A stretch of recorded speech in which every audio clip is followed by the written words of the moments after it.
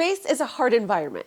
You can't just send any components out there and expect success. That's why space-grade components exist, but designing them is no small feat. Let's talk about them. For anyone who doesn't know me, my name is Katia Echazarreta. I've designed circuits for some incredible space missions, and today I'm teaming up with TI to explain them to you in a simple way. Did you know that Texas Instruments developed the first integrated circuit to orbit Earth? There are a few different factors to consider when we are designing the circuits and electronics behind missions to space. First up, some definitions. Orbit. An orbit is the curved path that an object in space takes around another object because of gravity. There are different kinds of orbits. Here are the ones typically considered in space missions. Objects in geostationary orbit circle the Earth above the equator and travel at exactly the same rate as the Earth's rotation.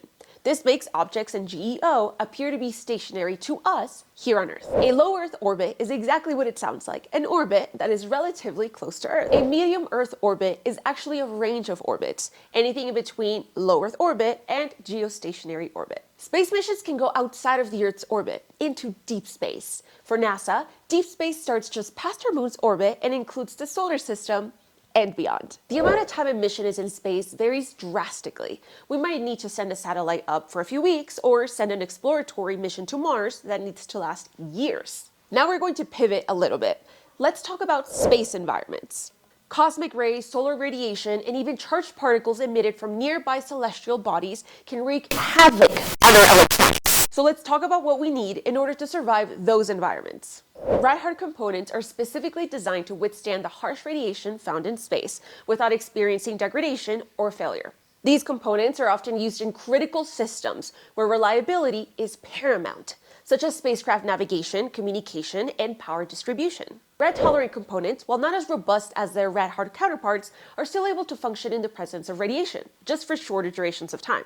They're often employed in low Earth orbit missions where there is less radiation exposure. But when is one used versus the other, and why? Rad-hard components tend to be more expensive to manufacture and are often heavier and larger than their rad-tolerant counterparts. For missions that face lower levels of radiation exposure, it's not always necessary to invest in the highest level of radiation protection. Selecting devices for space is all about finding the right balance between cost, performance, and reliability.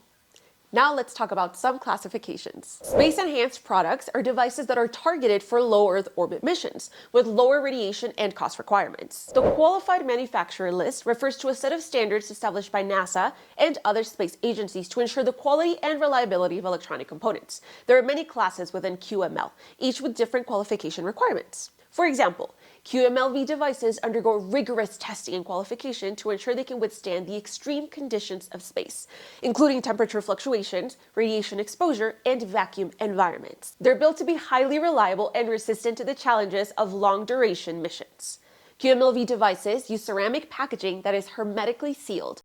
This means that it is completely airtight. In 2022, NASA, along with other industry experts, including Texas Instruments, worked to develop a new standard for space electronics that are in plastic packaging. QML P is the new standard for rad-hard devices in plastic packaging. These devices are usually for medium Earth orbit and geostationary orbit missions with high quality and high radiation requirements. Now let's talk about choosing the right classification for you. Choosing the right classification depends on the specific requirements of our mission. For critical and long-life missions where reliability is paramount, such as global positioning satellites, we'll opt for QML-V, QML-P, or QML-Y. For less critical, shorter duration missions, or where cost is a factor, SEP components may suffice. In this graphic, we can see a timeline of TI's history in space. It includes missions like Explorer-1, which is famously the United States' first satellite, the Voyager spacecraft system, the Hubble telescope, the ISS, Mars rover missions, including the Curiosity rover, which landed on Mars in 2012, and the Perseverance rover, which landed on Mars in 2021, and I personally had the pleasure of working on this mission. We can also see Artemis missions and beyond.